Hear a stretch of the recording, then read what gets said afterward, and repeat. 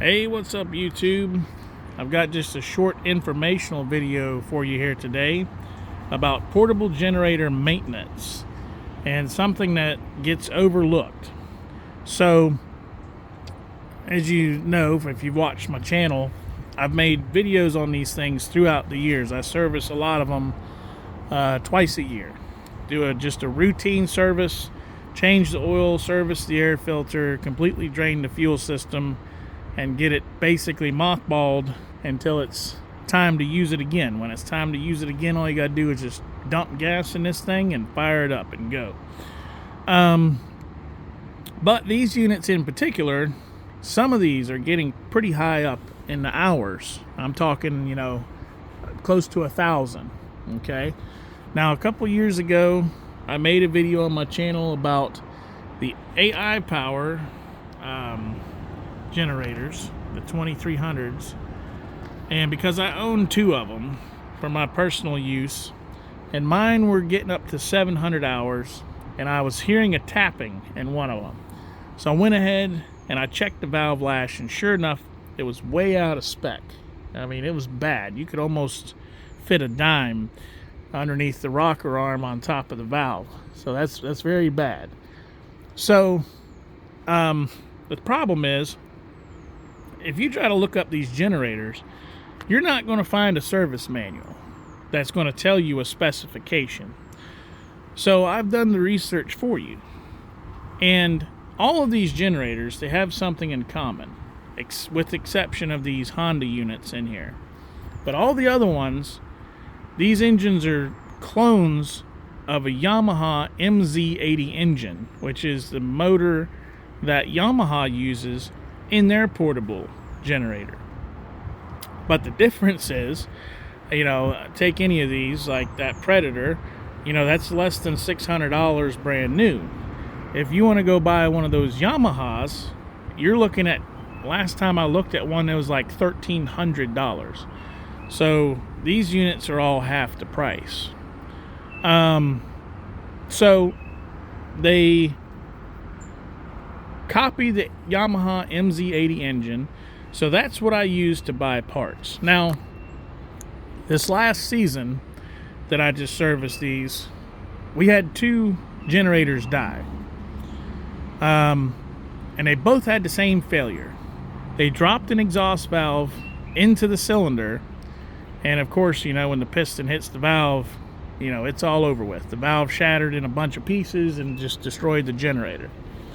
So when I found the keeper, the valve keeper, I tore the engine down and autopsied it, and I noticed something strange. In the center of the valve keeper, or valve retainer, or whatever you want to call this, it has a couple different names. It looked like somebody took a hole puncher and punched a hole out, right dead in the center of this thing. And I'm thinking to myself, I'm like, that's strange. So I started looking inside of the area of the cylinder head, where the valves are, and I noticed all these little tiny fine shavings. And I figured out what happened. So the valves got so far out of spec, okay, that when the rocker arm would come down to hit, or to open the valve, okay, instead of it being a little tiny gap like this, it's a big old gap like this. So every time that thing is coming and pushing, it's actually striking the top of that valve like you could imagine, like a hammer and a nail, right? That's that physical sound that you're hearing while the generator is running, is that rocker arm is striking the top of that valve, and then it's going down. So what's happening is that valve stem, okay, there's a relief machined in the top of the valve stem, and this clip fits in that relief.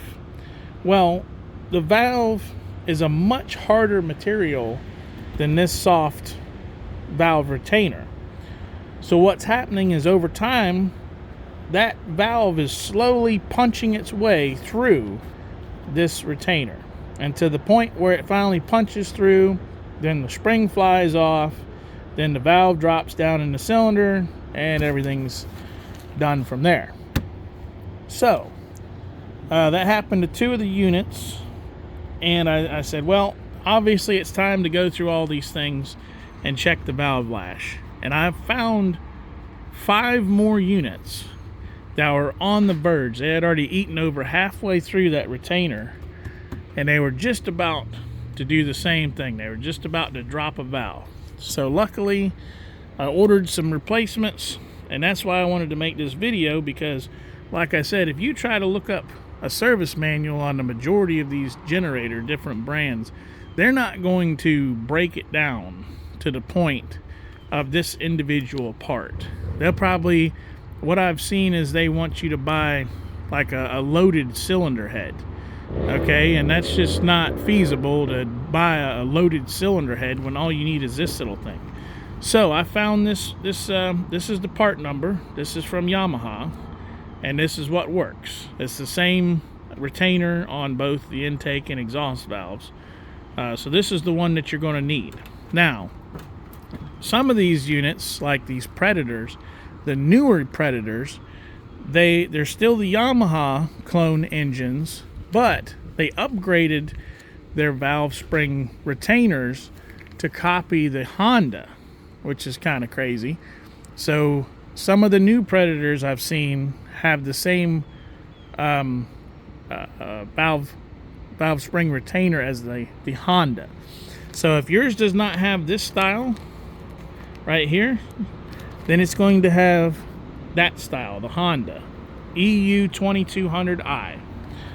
But that's the same for all of these different units. I mean, we've got every flavor you can imagine, and it's either a majority of them are this style, and if it's not this style, it's Honda. So you can easily look up that, the Honda EU2200i valve spring retainer, and get one of those.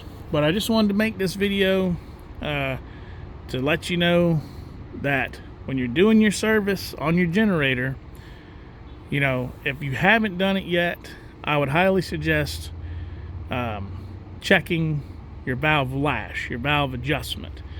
It's between 2 to 4 thousandths. So what I do is I pull the valve cover off, I bust the nut loose. You're going to need a little 3mm wrench. Probably going to have to, I showed this in my other video. This is actually a Honda tool. There's the number. But all it is a 3mm wrench. That's what you're going to need to adjust that rocker. So I can't tell you which. It's either going to be, some of them are 9mm on the nut. Some of them are 8mm. It just depends. So it's either going to be 8 or 7, but you're definitely going to need that 3mm. And just what I do is I set it to 2 thousandths. You know, I leave the 2 thousandths feeler gauge in between it.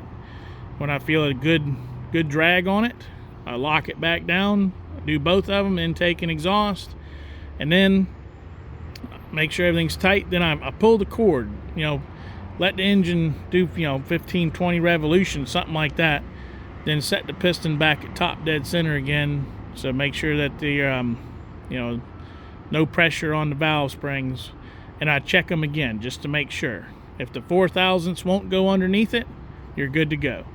But also check it again with the 2 thousandths and make sure it's not too tight. Because if that 2 thousandths won't go underneath it, that's going to cause you a problem. You're not going to be in spec. And once the unit's running and heating, it gets up to temperature, it might not be letting the valve close all the way.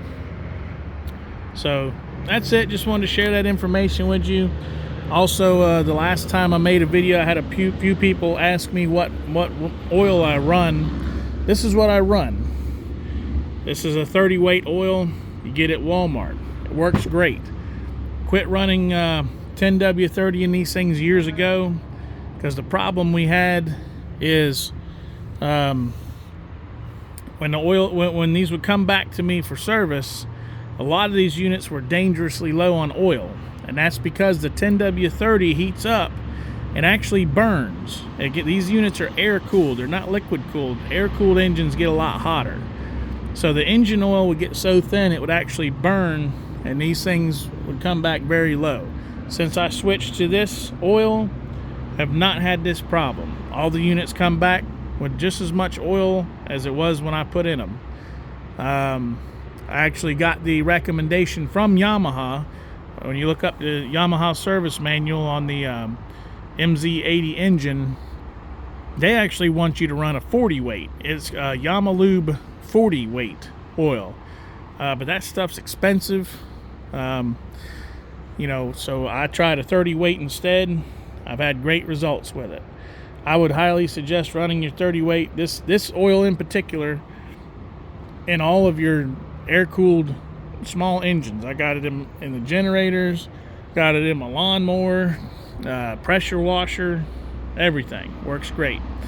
But that's it. Just wanted to share this part number with you mainly because that's going to be hard for you to find. So if you have a small portable generator, chances are it's going to have that engine in it.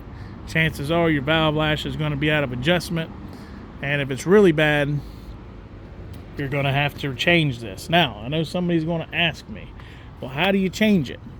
Well, what you're going to have to do is you're going to have to disconnect.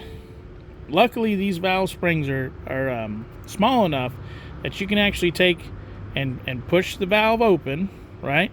And then pull the push rod out of the way. Just move it out of the way and allow that rocker arm to be completely disconnected off of the valve all together. You want to do that for both your exhaust and your intake. All right. Then you're going to pull your spark plug out, and you're going to have to get a compression tester. All right. Now I got my compression tester at Harbor Freight, and it came with the adapter that I needed, the small adapter. Then you just thread it in your spark plug hole, hook it to your air supply, and the engine's probably going to do a few revolutions. So don't be worried when that happens. That's why you disconnect both valves, but just hit the air to it. Once the engine stops moving, the air pressure is going to keep those valves closed while you take the retainer off.